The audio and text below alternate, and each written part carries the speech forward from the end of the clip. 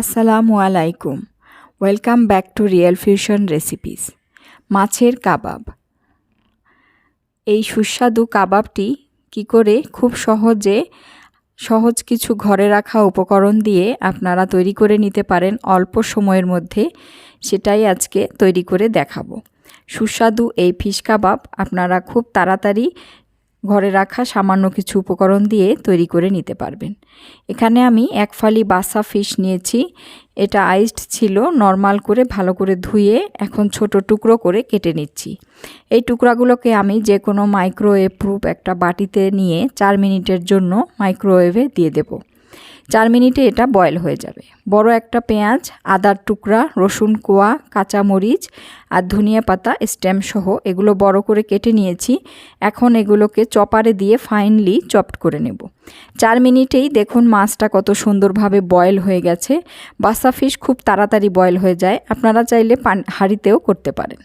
এখানে নিয়েছি আদা রসুন কুচি, ধনিয়া পাতা, কাঁচামরিচ, মাছ আর পেঁয়াজ কুচি।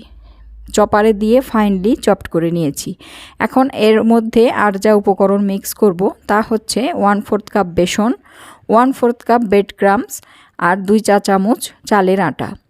কিছু মশলা নিয়েছি আমি, পরিমাণ মতো লবণ, জিরা গুঁড়া, ধনিয়া গুঁড়া, গোলমরিচের গুঁড়া, গরম মশলার গুঁড়া, গোটা জিরা, চিলি ফ্লেক্স আর 1/2 চা চামচ মতো লেবুর রস।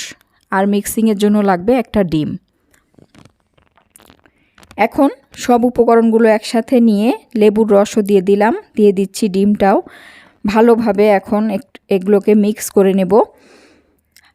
পেঁয়াজ থেকে যতটুকু পানি বের হবে সেই পানিটা ব্রেড ক্রাম্ব এবং যে বেসন দিয়েছি সেগুলো অ্যাবজর্ব করে নেবে। এক্সট্রা আর কিছুই দিতে হবে না। এই একটা ডিম দিয়েই এটাকে ভালোভাবে হালকা করে 3 থেকে 4 মিনিটের মতো মিক্স করে নিতে হবে। দেখুন মিক্সিং হয়ে গেলে কনসিস্টেন্সি এরকম হবে এবং এভাবে ডো হয়ে আসলে গোল গোল করে বানানো যাবে।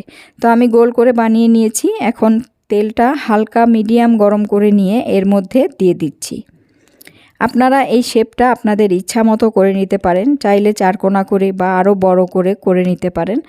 তেলের হিটটা মিডিয়ামই থাকবে। মিডিয়াম হিটেই এগুলোকে চারপাশে ঘুরে ঘুরে উল্টে পাল্টে নিচে এক পাশটা গোল্ডেন ব্রাউন হয়ে আসলে উল্টে দিয়ে অপর পাশটাও গোল্ডেন ব্রাউন করে তুলে নিতে হবে। দেখুন কত মুচমুচে দেখাচ্ছে বাহিরটা, ভিতরটাও খুব সুন্দরভাবে ময়েস্ট হয়ে যায়। এভাবে করে পরবর্তী ব্যাচটাও আমি ভেজে তুলে নিলাম। হয়ে গেল বাহিরে ক্রিস্পি, ভেতরে ময়েস্ট, খুবই সুস্বাদু এই মাছের কাবাব। যে কোনো কাটা ছাড়া মাছ দিয়ে আপনারা এই ফিশ কাবাবটি তৈরি করে নিতে পারেন, অথবা কাটাওয়ালা মাছ হলেও মাছটাকে বয়েল করে কাটা ফেলে নিয়ে এভাবে করে সহজেই ফিশ কাবাব তৈরি করে নিতে পারেন। এটা খেতে খুবই সুস্বাদু হয়। অবশ্যই একবার ট্রাই করবেন। আল্লাহ হাফেজ।